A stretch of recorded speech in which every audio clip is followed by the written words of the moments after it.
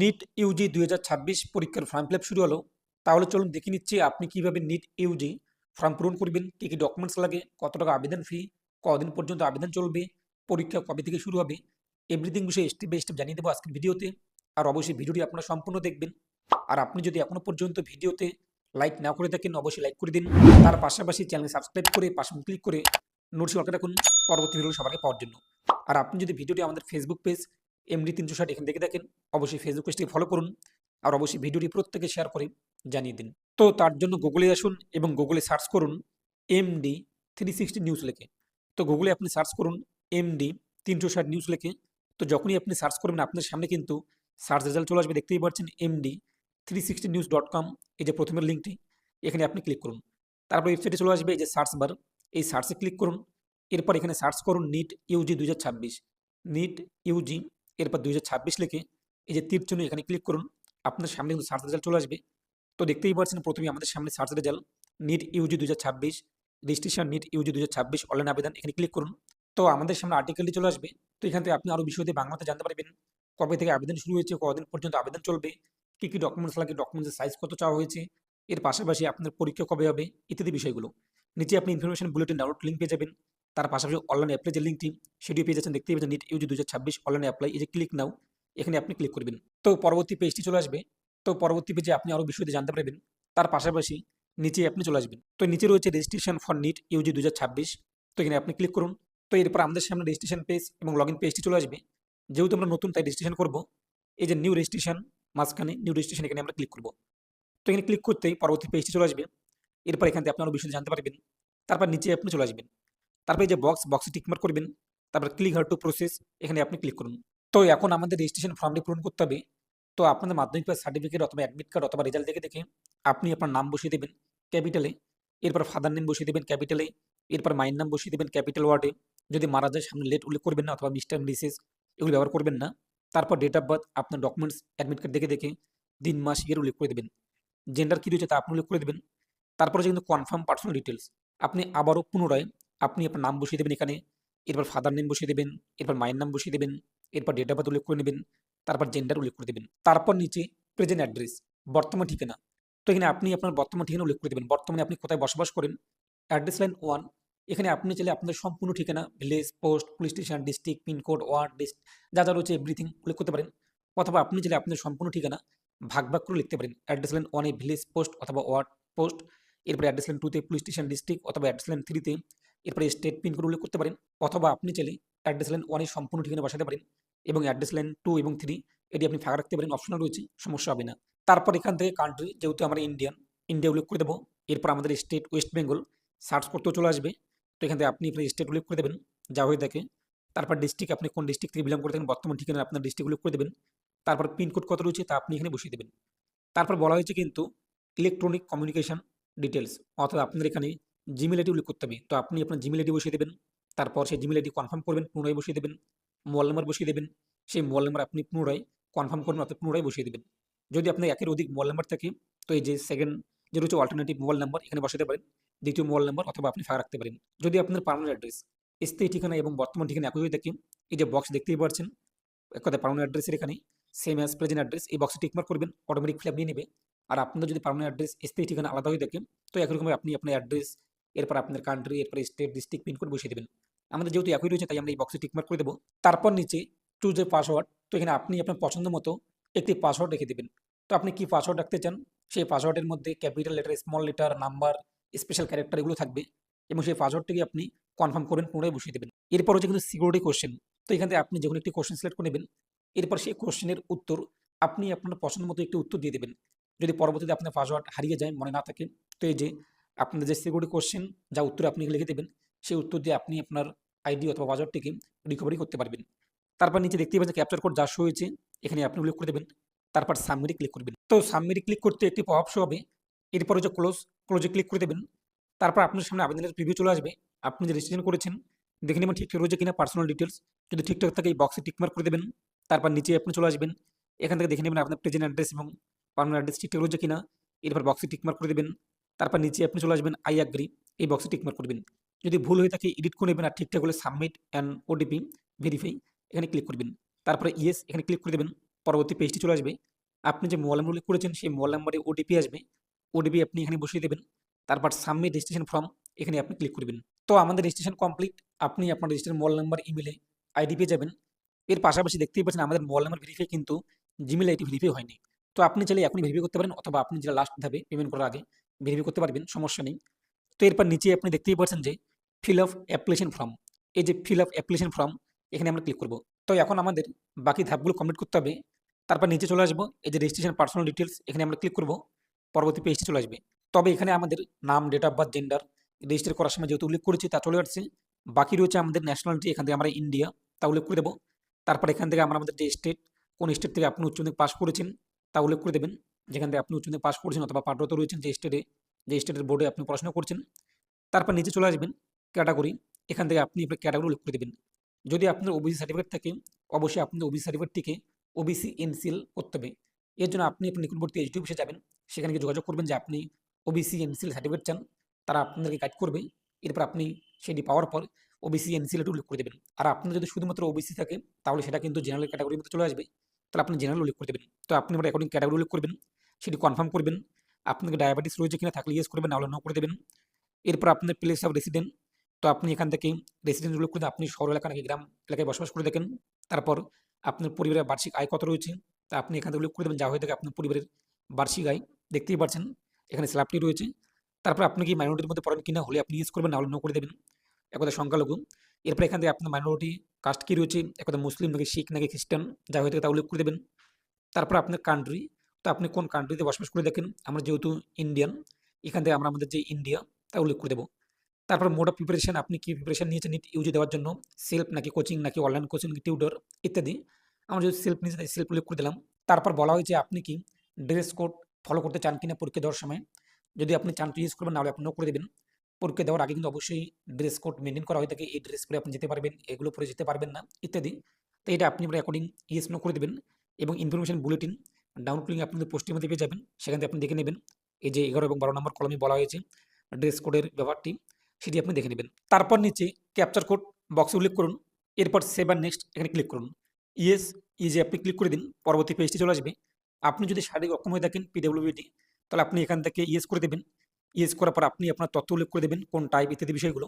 আর যদি না হয়ে থাকেন এখান থেকে এটি আপনি নোজে রয়েছে নো আপনি করে দেবেন। তারপর নিচে ক্যাপচার কোড যা হয়েছে তা আপনি বসিয়ে দিন। তারপর সাবমিট এবং নেক্সটে আপনি ক্লিক করুন, একটি পপআপ চলে আসবে। তো এই যে রয়েছে ইয়েস ইজে আপনি ক্লিক করুন। পরবর্তী পেজে এই যে বক্সে টিকমার্ক করুন আধারের বক্সে। তারপর নিচে আপনি আপনার আধার কার্ড নাম্বার বসিয়ে দিন, আধার কার্ড নাম্বার কনফার্ম করুন। যদি আপনার আধার কার্ডে ছোটোকালের ফটো থাকে তাহলে অবশ্যই আপনি আধার কার্ডের ফটো পরিবর্তন করে নেবেন, নাহলে কিন্তু ফটো নট ম্যাচ চলে আসবে। তো আধার কার্ড নাম্বার কনফার্ম করার পর নিচে চলে আসবেন। তারপর নিচে ক্যাপচার কোড যা হয়েছে তা আপনি এখানে বসিয়ে দিন। এরপর হচ্ছে সাবমিট, তো সাবমিট ক্লিক করুন, ওকেতে ক্লিক করুন। আধার কার্ডে যে মোবাইল নাম্বার লিঙ্ক রয়েছে সেই মোবাইল নাম্বারে ওটিপি আসবে, সেই ওটিপি আপনি এখানে বসিয়ে দিন। কোন মোবাইল নাম্বারে ওটিপি পাঠানো হয়েছে দেখতেই পাচ্ছেন 3টি সংখ্যা শেষের, 4টি সংখ্যা। ওটিপি বসিয়ে দেওয়ার পর নিচে ক্যাপচার কোড যা হয়েছে তা উল্লেখ করে দিন। তারপর হচ্ছে সাবমিট ওটিপি, তো সাবমিট ওটিপিতে ক্লিক করুন। ওকেতে ক্লিক করে দিন, পরবর্তী পেজটি চলে আসবে। ওটিপি ভেরিফাই হয়ে গেলে আমাদের আধার কার্ডে যা ফটো রয়েছে সেই আধার কার্ডের ফটো, এরপর আধার কার্ডের তথ্য, নাম, ডেট অফ বার্থ ইত্যাদি বিষয়গুলো চলে আসবে, আপনি এখান থেকে দেখে নেবেন। তারপর নিচে নেক্সট, এই নেক্সটে ক্লিক করুন। পরবর্তী পেজে রয়েছে আপার আইডি অথবা এবিসি আইডি, যদি আপনার আপার আইডি অথবা এবিসি আইডি থাকে ইয়েস করে দেবেন, আর যদি না থাকে আপনি নো করে দেবেন, অপশনাল রয়েছে, সমস্যা নেই। তো সাবমিট ক্লিক করতে এরপর হচ্ছে ওকেতে ক্লিক করে দিন, পরবর্তী পেজটি চলে আসবে। সিলেক্ট ফর এক্সাম, এরপর নিচে রয়েছে কিন্তু কোশ্চেন পেপার, তো আপনি কোশ্চেন পেপার কোন সাবজেক্টে চান, আমরা যেহেতু বাংলাতে পরীক্ষা দেবো, বাংলাতে আমরা আমাদের প্রশ্নপত্র চাচ্ছি, এখান থেকে আমরা বেঙ্গলি তাও উল্লেখ করে দেবো। তারপর এক্সাম সিডি, আপনি কোথায় এক্সাম চাচ্ছেন, আমরা এখান থেকে ফার্স্ট চয়েস ওয়েস্ট বেঙ্গল। তারপর আমরা আমাদের বাড়ির পাশে জলপাইগুড়ি এটাই উল্লেখ করে দেবো। এখানে আমাদের এক্সাম সিডি রয়েছে দেখতেই পাচ্ছেন। তো আপনার 3টি কিন্তু উল্লেখ করতে হবে, তো আপনি যেখানে চাচ্ছেন সেগুলো আপনি এখানে উল্লেখ করে দেবেন। ওয়েস্ট বেঙ্গল সিলেক্ট করার পর এরপর আমি এখান থেকে আর একটু দূরে আমাদের শিলিগুড়ি এটা উল্লেখ করে দেবো। তারপরে exam centre choice West Bengal select করার পর এখান থেকে আমি আর একটু দূরে দার্জিলিং এটা উল্লেখ করে দেবো। তো আপনি প্রথমে যে রাখবেন যে এক্সাম সিডি ফার্স্ট চয়েস, সেখানে আপনাদের পরীক্ষার ভেন্যু চলে আসবে। তো এখানে আপনি আপনার এখন উল্লেখ করে দেবেন। তারপর হচ্ছে ফাদার অথবা গার্জিয়ান আপনার কী করে দেখেন, এক কথায় পেশা কী রয়েছে অকুপেশন তা উল্লেখ করে দেবেন, যা হয়ে দেখে। আমাদের বাবা এক কথায় যে গার্জিয়ান তিনি এগ্রিকালচার কৃষিকাজ করে দেখে, তাই এগ্রিকালচার উল্লেখ করে দিলাম। ফাদার বাবার শিক্ষিত যোগ্যতা কী রয়েছে, যদি শুধুমাত্র সিগনেচার পারে তো লিটারের এটা আপনি উল্লেখ করে দেবেন, অথবা মাধ্যমিক পাস অথবা গ্র্যাজুয়েট অথবা পোস্ট গ্র্যাজুয়েট অথবা আদার্স যা হয়ে থাকে এটি আপনার এখন উল্লেখ করে দেবেন। একরকম মায়ের ক্ষেত্রে আপনার মা কোন পেশা করে থাকে তা উল্লেখ করে দেবেন, অথবা যদি আপনি না জানেন সেলফ এমপ্লয় যদি হয়ে থাকে এটা উল্লেখ করে দেবেন। তো আপনি আমরা অ্যাকর্ডিং যা হয়ে থাকে, অথবা বিজনেস অথবা জব করে থাকলে তা উল্লেখ করবেন। তারপর মায়ের শিক্ষাগত যোগ্যতা কী রয়েছে তা আপনি এখান থেকে উল্লেখ করে দেবেন যা হয়ে থাকে। তারপর নিচে ক্যাপচার কোড যা শো হয়েছে তা বসিয়ে দিন। তারপর সেভ অ্যান্ড নেক্সট এখানে ক্লিক করুন। এরপর ইয়েস এখানে ক্লিক করে দিন। তো পরবর্তী পেজে শিক্ষাগত যোগ্যতার তথ্য উল্লেখ করতে হবে। তো প্রথমত আমাদের মাধ্যমিকের তথ্য উল্লেখ করতে হবে। তো এখান থেকে আপনি মাধ্যমিক পাস এটা উল্লেখ করে দেবেন। কত সালে আপনি মাধ্যমিক পাস করেছেন তা উল্লেখ করে দেবেন। এরপর আপনাদের কোয়ালিফিকেশন এক্সাম মাধ্যমিক অথবা তার সমতুল্য এটি চলে আসবে এবং আপনি স্কুলটি গ্রাম এলাকায় নাকি শহর এলাকায় তা উল্লেখ করে দেবেন। তারপর আপনার স্কুলটি গভর্নমেন্ট নাকি প্রাইভেট নাকি নন গভর্নমেন্ট যা হয়ে থাকে তা উল্লেখ করে দেবেন। তারপর আপনি কোন বোর্ড থেকে মাধ্যমিক পাস করেছেন, কোন স্টেট থেকে তা উল্লেখ করে দেবেন। কোন ডিস্ট্রিক্ট রয়েছে আপনাদের, কোন ডিস্ট্রিক্ট থেকে আপনি মাধ্যমিক পাস করেছেন তা উল্লেখ করে দেবেন। এরপর আপনি স্কুলের বোর্ডের নাম কী রয়েছে তা উল্লেখ করে দেবেন। আপনাদের মাধ্যমিকের নাম্বারটি মার্কশিটে এক কথা পার্সেন্টেজ রয়েছে নাকি সিজিপি রয়েছে তা উল্লেখ করে দেবেন। যদি পার্সেন্টেজ হয়ে থাকে টোটাল কতর মধ্যে পরীক্ষা হয়েছে, কত আপনি পেয়েছেন মার্ক অপশনে উল্লেখ করে দেবেন। পার্সেন্টেজ অটোমেটিক চলে আসবে। এরপর আপনার মাধ্যমিকের রোল নাম্বার কত রয়েছে অ্যাডমিট কার্ডে পেয়ে যাবেন অথবা মার্কশিটে পেয়ে যাবেন, দেখে দেখে বসিয়ে দেবেন। যদি মাঝখানে এন থেকে এন দেওয়ার পর নংটা উল্লেখ করে দেবেন। তারপর আপনাদের স্কুল অথবা কলেজের নাম, যে কলেজ স্কুলে আপনি মাধ্যমিক পাঠরত রয়েছে, মাধ্যমিক যেখান থেকে আপনি দিয়েছেন পড়াশোনা করেছেন, তো সেই স্কুলের নাম বসিয়ে দেবেন, অ্যাড্রেস উল্লেখ করে দেবেন। এরপর স্কুলের পিনকোড কত রয়েছে তা বসিয়ে দিন। তারপর নিচে উচ্চ মাধ্যমিকের তথ্য একই রকমভাবে উল্লেখ করে দেবেন।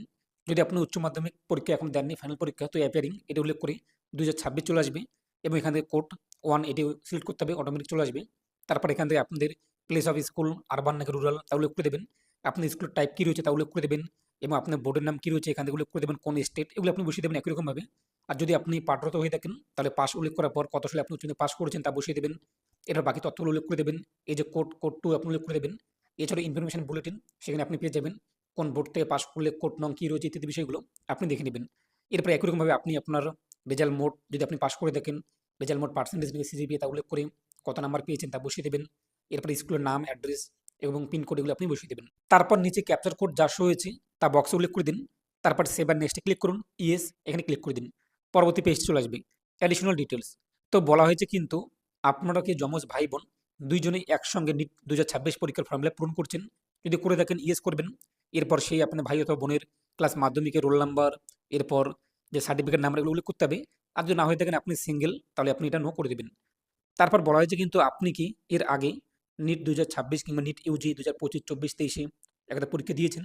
যদি দিয়ে থাকেন এখান থেকে আপনি এটি ইয়েস করবেন এবং কতবার দিয়েছেন, কতবার অ্যাটেম্প্ট করেছেন, 1 নাকি 2 বার তা এখানে লিখে দেবেন। আর আপনি যদি ফ্রেশ হয়ে থাকেন, নতুন এখনো পর্যন্ত নিট ইউজি পরীক্ষায় বসেননি, তাহলে আপনি এখান থেকে এটা নো করে দেবেন।